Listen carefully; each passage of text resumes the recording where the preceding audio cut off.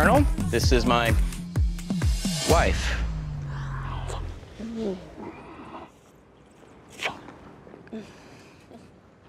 That was weird. Hello, everyone. Hello, guys. We have Dave Bautista, Chloe Coleman, Ken Jeong here for My Spy, The Eternal City, which opens tomorrow, July 18th on Amazon. Welcome, guys. You're in New York, yes? Yeah. Yes. No, I'm not. Yeah. Italy. I meant to say Italy. Yeah. The New York section of Italy. Yeah. Now, is the big Times Square billboard up? Yeah. Yes. Oh, Yeah. Didn't you? I didn't see it. I haven't seen it. Oh. Oh. Oh yeah. In Big Italy, time. I got to fly back. Really. I need selfies from you guys in front of that billboard, Okay. Cool. please. All right. So I have some questions here. It's going to be like a press conference. All right. So here's my first question to you. Who is your favorite director you've ever worked with? Oh, gosh. Oh, man. That's easy. Denis Villeneuve. All right. I asked for it. I got it. Obviously, Pete Segal. When you guys heard about a sequel in the mix, how did you feel? Excited. Exactly. Excited. Just getting the band back together. Yeah. Pete Segal. So, That's what I felt. Yeah. Now, Pressure. You gotta do this. Yeah, the opposite reaction. 18 years old. can you tell our audience how your characters have changed from the first movie to this movie? who wants to go first? I'm in complete dad mode. Yeah. Complete dad mode. Yeah. I'm a teenager now. Sophie hit puberty and she's in high school and she's She's a nightmare. She is a nightmare. She's really mean. She doesn't like to talk to a lot of people. She's kind of a little flip. Typical teenager. Yeah, typical teenager. And she wants her independence, so she's kind of separating from JJ. Yeah. I've never heard of this from a teenage girl before. I've never heard of that. It is very hard to openly admit. It's like being very honest. So what was different this time? Obviously, you were 9 years old when we made the first movie. Right.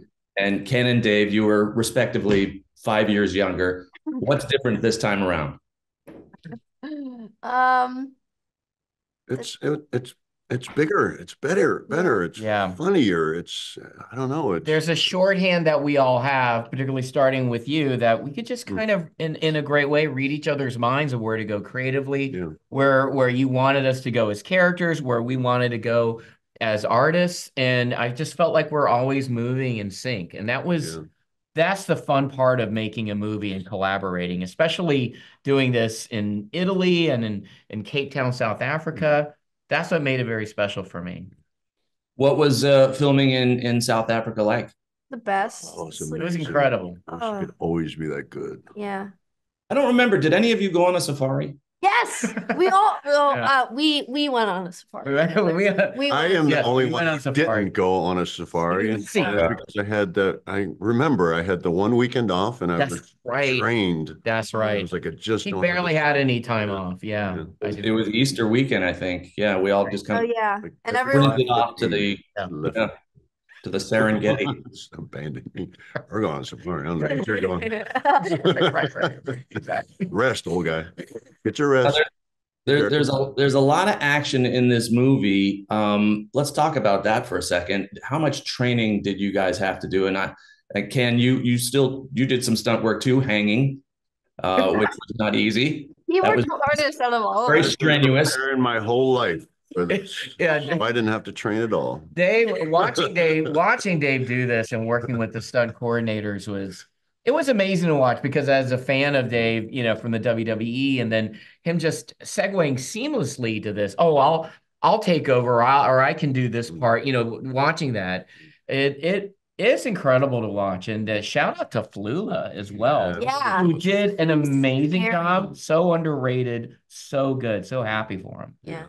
No, I especially remember when, Dave, you were approaching Flula in the Pope Mobile. He was in the Pope Mobile. You were on a motorcycle. And I think you were even a little surprised. You're saying, why is there not a stunt guy in that car? It's Flula actually driving. Right. He was pretty good. It was great. No, it was great. Wow. Yeah, and Jim Churchman said that, no, this guy can actually drive. He blasted out of what was supposed to be the Vatican garage. Right. I mean, that was barely, an inch on either side of the side view mirrors to get out of there. Right. Yeah. Take one and done. Let's talk a second about the new members of the cast. What can you tell us about Anna and Craig and Flula? What was it like working with them? They were brilliant and amazing and funny and easy to work with. So yeah, super talented and versatile and improv. They all brought something extra to the table. It wasn't all about what was on page. They just they just chipped in a bit of their own personality, and that it really shows. It came across. And also they just I don't know, they fit right in. It's like I'd known Anna for years. So I was super comfortable with Anna right off the bat, but never really met Craig, never met Flula. And it just seemed like, man, we just all fit in like a glove. Fit in like a glove. They're just perfect additions. What did you work on with Anna? Or do you just know her socially? Because I did Guardians with Pratt, and so Oh, of course. Yep. Gotcha. I forgot about that one. Yeah. Okay, so what was the weirdest scene any of you shot in this film? I would like to say the scene in the car with Kristen. Oh my God, and we're talking about about the kissing. Like, I know, like, I'm not acting at all. She was just going on and on about the most disgusting stuff. And I just was really looking at her like, what if Kristen Schaal inappropriate? No, never. No. God, I don't think I needed to hear any of it. But you definitely captured my natural reaction. I was very surprised. Oh my God. Well, let's talk about that for a second, because I think when I originally pitched you, Chloe, this story, you weren't that into it. Because it was like the whole boy thing. And, it took a couple years to get this movie going. Yeah. Talk about that. Well, I think initially Sophie was a little bit more boy crazy than she actually is in the movie. And I remember reading one of the drafts, and there was a thing where she's on like this dummy and she's talking to JJ. She's like, JJ, how do I kiss someone? How do I go in for my first kiss? And I remember reading it like, oh my God. If I had to do this, I would freak out. But I think we got like the perfect level of Sophie being because I feel like when you actually do become a teenager, first you're like, no, like that's gross. I would never want to do that. And then like I don't know. I think Sophie is very like reserved in that way, where she finds it as something special and new and something that she doesn't understand. I think that's what she's scared of, because she doesn't know how to be a high schooler or a teenager. She had no friends in the first movie, but now she does have friends, and she's expanding her life in that way. But some of us appreciate your genius, Pete Segal. And I love it right off the bat. It made me laugh. So kissing the dummy was a horrible idea. That I admit, a horrible idea. It was. I mean, I'm just gonna leave it at that. Now, one more for you. I just have to ask, because there was a pilot I did several years ago, and two young kids had to have their first kiss, and it happened to be their first actual kiss in real life, but it was captured on film. Awkward. You had your first kiss at the end of this movie. Was it your first kiss? I have to ask. I feel terrible. Brutal. Brutal. You don't have to ask. I figured out. I just feel bad if it was, because what pressure? No, that was so mean is that we were checking the camera, and we got more takes of it than you said. You're like, okay, now we're gonna start filming, but you were filming the entire time, so you got double the amount of takes you actually shot. Because I felt bad. I thought you were like going to be, you and Taeho were going to be very nervous, so I said, no, we're just practicing. He lied, and I knew it, and I knew. Just thought you knew that. All right. So we're just going to move past that. Italy. What was it like filming there? What was your favorite part of filming in Italy? I wish we stayed longer in Venice. Venice was so cool. Venice was beautiful. Yeah. But I stayed I stayed at the Spanish Steps. So I am did so much shopping. Like every day I'm walking downstairs, like, ooh, Tiffany. Ooh, Panerai. Oh, there's Louis Vuitton. Like daily. Yeah. Yeah. Were you staying at the Hassler up at the top of the stairs? No, I was at an apartment right down there on top of the Panerai store. Oh, okay. I know that probably doesn't tell you much, but No, I know exactly where it is. yeah, that's where I was. Yeah.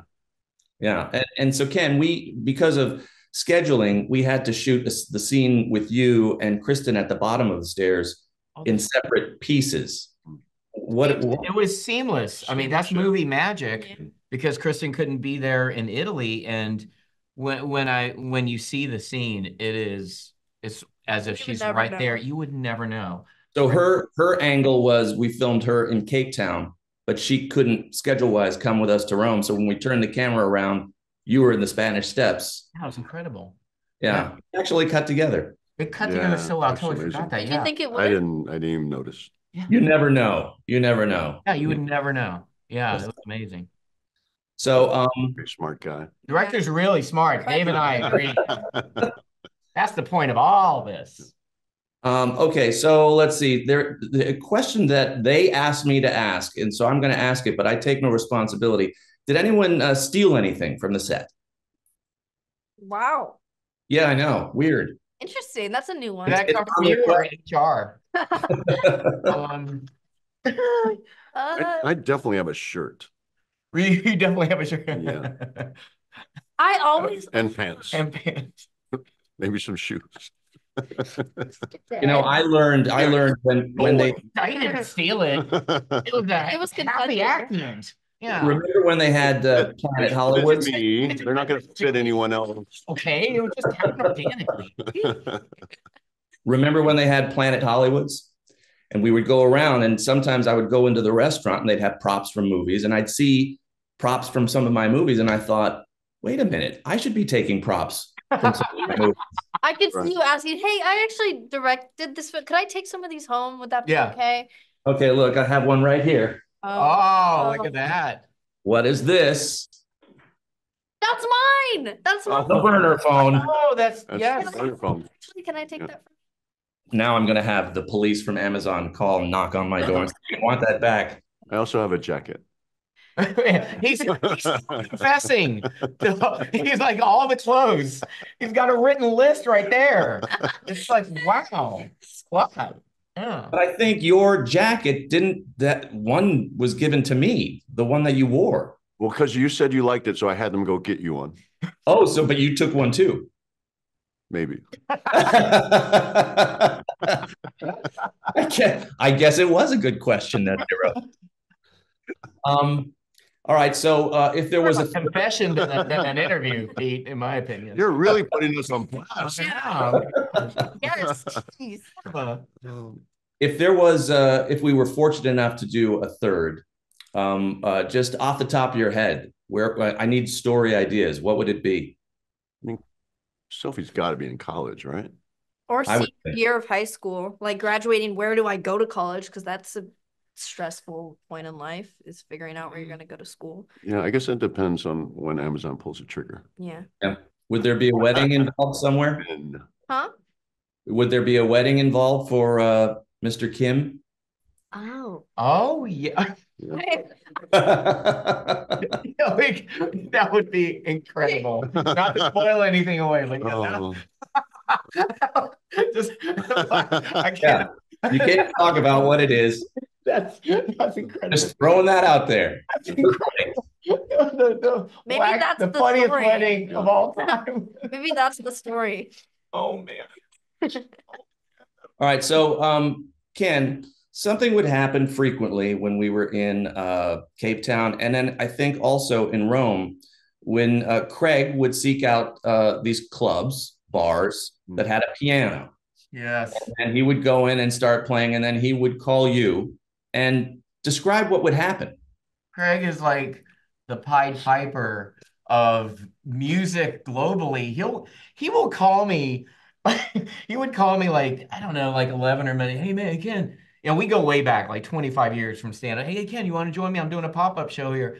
And I'm just like, my call time is like 6 a.m. And Craig's like, yeah, me too. And then so we would do shows, and you and producer Chris Bender would come, and my favorite show ever was in Cape Town. Craig had a pop-in show, 100 people, and I was a surprise guest.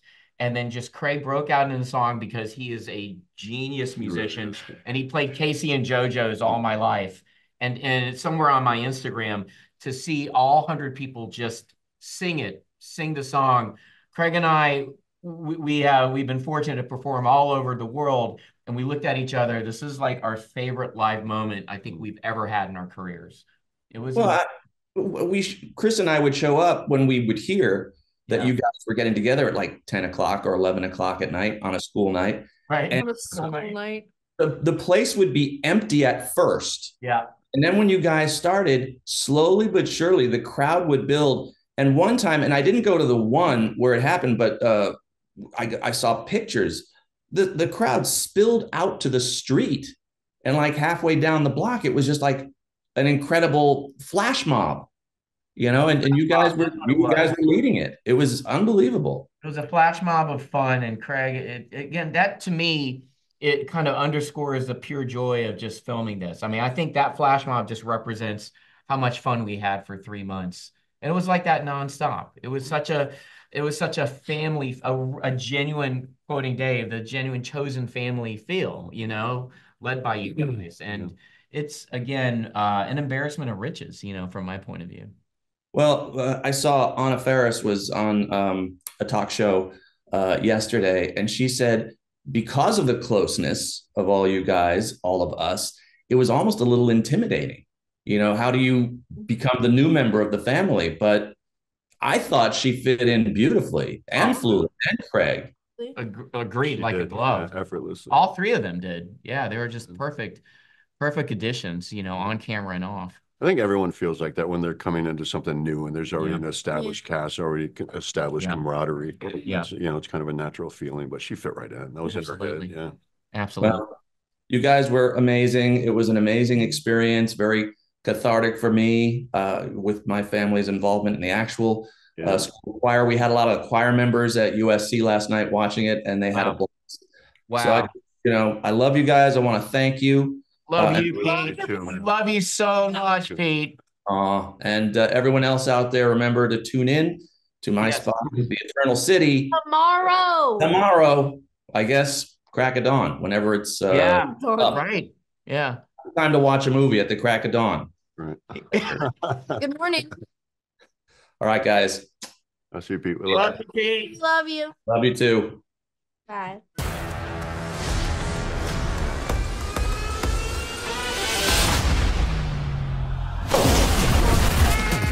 Punch it, Chewie. We have to stop this bomb from going off. But first, I'm going to need the Vatican's Wi-Fi password. No, I'm not. I can do it. What do you think it is, though? Pope? Probably. Colonel, this is my wife.